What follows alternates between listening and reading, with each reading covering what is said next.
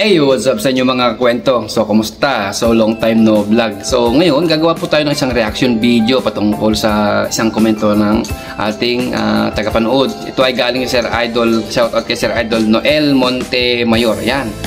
So, ang kanyang comment ay mahirap mag-apply dito sa Japan. So, kaya siya nag-decide na mag-apply sa Taiwan. Isang beses lang siyang nag-apply, select agad. Dumaan daw siya ng 3 final interview dito sa Japan at hindi na select. So, ito mga kwento, no? Unang-una, sa pag-apply po talaga dito sa Japan, kailangan ninyo ng haba ng pasensya at yung tinatawag namin dapat kayo ay matyaga. Bawal yung mainipin, talo inip dito sa pag-apply dito sa Japan. Kagaya ni Sir Idol, 3 beses yung final interview at di na select. So, pangalawa, kailangan handa ang inyong mga pulsa, lalo-lalo na kung kayo ay taga-probinsya, taga-malayo sa Manila, kagaya ng Visayas or Mindanao o gawing norte. Yung mga yan talagang medyo kailangan nyo talaga ng nakahanda yung inyong bulsa, kasi tuwing may darating na final interview at hindi kayo nasiselect, so pamasahe, pagkain pamasahe, ilang beses kayong isasalang sa final interview lalo at hindi pa nasiselect. So kailangan nyo talagang matyaga, kailangan nyo talagang talo inip talaga sa pag-apply sa Japan. Saka yung financial, dapat nakahanda kayo, kasi mga kwento, sa Taiwan po kasi mga kwento, once na kayo hindi napili ng mga Taiwanese employer sa inyong final interview, ay may chance po kayo na may isalang uli sa biodata selection na tinatawag mga agency, kung saan doon po ay hindi na ho natin kailangan magpunta ng agency para magpa-final interview at magmarap ng face-to-face sa mga Taiwanese employer. Doon pa lang sa papel na ipapasa ninyo, ipapadala sa Taiwanese employer, so doon mamimili na yung mga Taiwanese employer kung sino-sino yung mga gusto nilang tao na makapunta sa kanilang company. So yun po yung tatawag ng biodata selection. So hindi na kailangan ng physical appearance natin. So unlike dito sa Japan, so kailangan nyo talagang dumaan sa final interview at ng skill test. So kailangan nyo talagang face to face yan. Sa Taiwan kasi mga kwento, so wala kami tinatawag na yung skill test. So after ng final interview at nakita ka at na-select ka, yun na po yun. Hindi na po kailangan dumaan ng skill test. Unlike dito sa Japan, once na kayo ay na final interview, meron pa kami tatawagin na skill test, kung saan doon ang mga Japanese employer ay mamimili talaga, titingnan talaga ng mga Japanese employer yung tao, yung aplikante, kung talagang legit ba sa kanilang naging trabaho sa past few years. Kung halimbawa kayo ay isang welder o construction worker o painter o machinist, mga ganyan, titignan mga Japanese yan. Yun po yung tatawag namin skill test. Actual, face to face, kaharap mo yung Japanese employer, titignan yung ginagawa mo sa inyong trabaho, o para bang ipapatry sa inyo kung paano kayo mag-welding, titignan yung ganun po yung skill test na tinatawag namin dito sa Japan.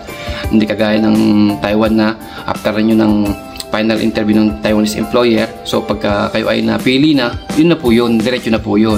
Saka dito sa Japan mga kwento, ang naalala ko pa lang way back 2021 ay 10 kaming na-select. 10 kami na-select, and then ang naka-line up sa aming final interview ay nasa 25 na katao. So parang halos kalahati yung mapipili. So ang laki ng tsansa. Kaya dapat talaga bago kayo mag-apply dito sa Japan, mag-research kayo. Hindi lang tungkol sa trabaho, pati tungkol na sa kultura nila dito, sa rules and regulation nila. Lahat dapat i-research yan, dapat alam nyo yan. Kasi minsan sa tanong ng mga Japanese employer, yung sa about sa kultura nandito sa Japan, yan, naitatanong po talaga yan. Minsan naitatanong talaga din yung hindi rin mawawala talaga sa tanong ng mga Japanese employer, yung bakit Japan, bakit gusto mong magpunta ng Japan, bakit Japan ang napili mo. Totoo po yun, kasi 10 kami, 3 beses na itanong sa mga kasamahan ko yun. Talagang hindi rin nila alam bakit Japan ang napili nila. Parang hindi kami naging aware sa ganung mga tanong. Mas siyempre, ang nakon namin, dahil sa may experience na kami, dire-diretso na. Ang alam lang namin, tungkol sa experience sa trabaho, naging trabaho namin ng ilang taon, ang may tatanong sa amin. So, hindi kami naging aware sa kultura dito sa Japan, bakit Japan. So, yun po yung mga pwede kong maisabi na hindi ko napaghanda. Isa rin ako sa hindi na nakapaghanda sa ganung tanong. Buti na lang, hindi na itanong sa akin yun. So, balik tayo ngayon. Sinabi Sir Idol Noel Montemayor na 3 beses siyang na-select dito sa Japan at 3 beses siyang na-interview dito sa Japan, so hindi siya nisi-select. At doon sa Taiwan ay 1 beses lang siya. So mga kwento, mahirap din po mag-apply sa Taiwan, no? Kasi naalala ko nung nung ako nag-a-apply sa Taiwan, so madaling araw pa lang talaga, alas 5 pa lang ata ng madaling araw ay talagang nasa labas na kami ng agency at nag-aantay sa interview ng Taiwanese employer. So ang masasabi ko naman sa pag-apply sa Taiwan, kung halimbawa 10 o 15 ang mapipili, sigurado 100 pataas kayo lagi mai-interview, mapapabae man yan o lalaki, lalong lalo na yung lalaki. Kasi naalala ko, 100 mahigit sa labas kami ng agency, naghihintay ng oras sa final interview ng Taiwanese employer.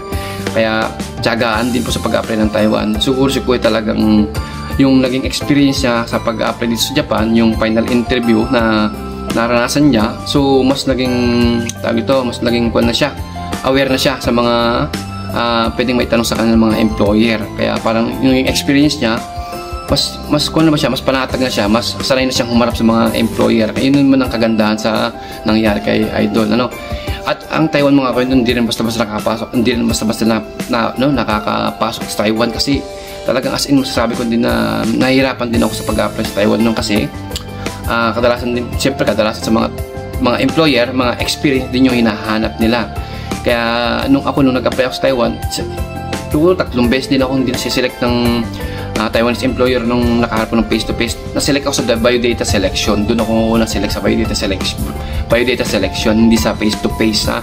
Kaya pag kayo mag-apply sa Taiwan, hindi rin basta ganun-ganun lang. Kaya paghandaan nyo rin po, lalo dito sa Japan, kung talagang Japan ang target ninyo, mag-practice bago kayo magpunta ng final interview niyo, mag-research about dito sa Japan, and then yung sa skill, kailangan nyo mag-practice talagang kahit na kayo ay recommended ng mga kaibigan o kamag-anak nyo sa isang company dito na in-show kayo, o yung bang inilapit yung pangalan nyo sa opisina dito, sa big boss nila.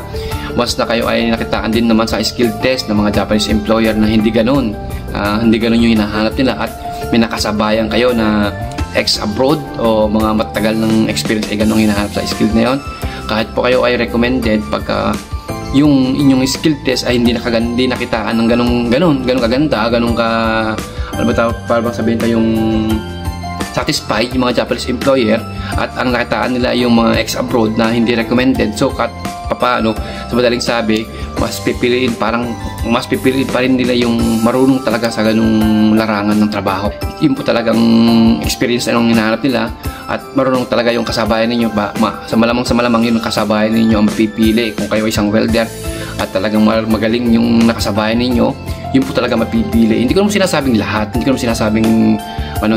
sa akin lang ay yung bang pagka kayo ay in-show kayo o yung sinuggest o in-recommend ng inyong kamag-anak dito sa Japan, paghandaan din po ninyo, huwag po kayo magpakampante dahil sa in-request ko ay marami pong ganun dito, marami in-recommend, marami in-request na hindi naman nasiselect, at yung mga Japanese employer ay namimili din talaga sa kanilang mga nagiging experience at pagdating sa skill test kung talagang masasatisfied yung Japanese employer sa nakikita nila sa skill test.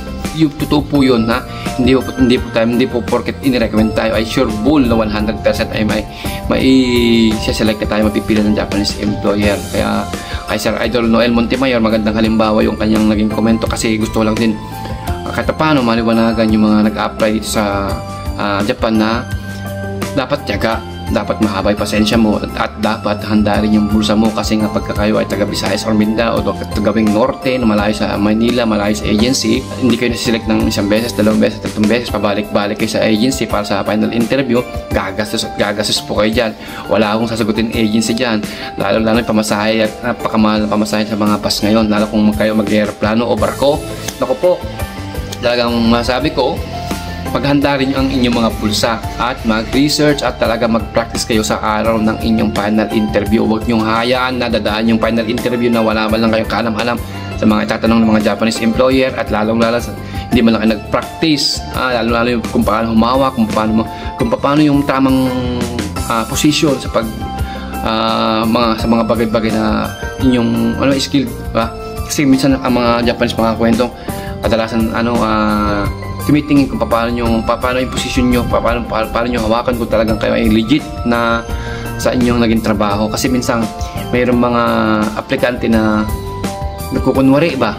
Kumbaga, halimbawa, isang spray painter. O, kasi sa spray painter, mga kapatid, pwede nyo isulat na spray painter kayo, pintor kayo, at hindi nyo pwede nyo pag-aralan ng 1 linggo, 2 linggo kung paano magpintura. Then, pwede na kayo pwede na kayo magpa-line up. Yun po yung mga sinasabi ko. Pero pagdating dito, at yun ang magiging trabaho ninyo, naku po, kayo din po magsasaper ng inyong mga ginagawa na yan. Dahil, pagdating nyo rito, kung ano yung in-apply nyo, yung skill nyo, hindi ko masabing lahat ng aplikante ganun ang nagiging trabaho. Matsambahan nyo yung kayo talaga yung magpipintura, magwe-welding o di ba?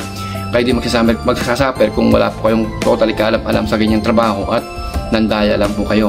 Kaya ako, nag-suggest ako, nagbibigay ako ng ganitong reaksyon para kahit paano yung mga paulit-ulit man, paano yung mga nag-a-apply dito, mabigyan silang konting idea. Kagaya din sa akin noon na nagtatanong-tanong din naman po ako noon. Wala naman akong kaalam-alam sa pag-apply dito sa Japan hanggang sa nag-aral ako, nag-research ako. Yun po yung naging pinaka-key o pinaka-tumulong din sa akin sa pag-apply dito sa Japan.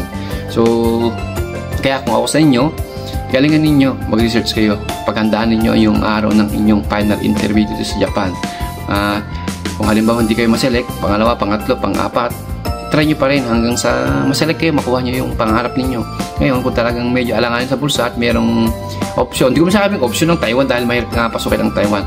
Kung pwede kayong magpunta ng Taiwan at mag-apply din sa Taiwan, and then pag na-select kayo doon, pwede kayong matapos yung 3 years nyo o 5 years nyo doon, apply na kayo dito sa Japan at malaki na yung magiging backer ninyo sa inyong naging experience sa Taiwan. Saka ang Taiwan, mga kwento, no, pwede sa Taiwan, pwede kayong mag-apply papuntang Canada dito doon. Ano? Marami na akong mga kaibigan at tropa na sa Taiwan na nag-apply papuntang Canada. Yun ang kagandahan sa Taiwan, no? So, paano? Ako po si Marben at ito ang Markup Experience.